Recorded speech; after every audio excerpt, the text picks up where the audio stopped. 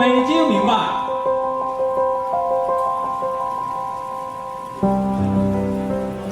What's important is it's now going to have their latest space station, which will allow them to start exploring basically the medicine of space, to understand better the effects on the health of the astronauts. Also, if you're going to try and send people to Mars or somewhere else, you need to understand how they can survive in zero gravity.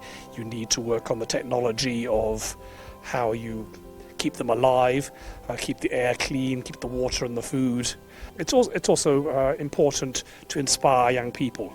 I think all the little children want to be an astronaut. The technologies they develop in it will be useful for future moon missions or Mars missions or further afield. I have had collaboration with Chinese scientists. I have been to China several occasions and worked with people there. So it's always a very good collaboration. It's been very impressive. So I think actually landing a rover on Mars is perhaps the most difficult thing in spaceflight. And so for China to be able to do it successfully first time is very impressive.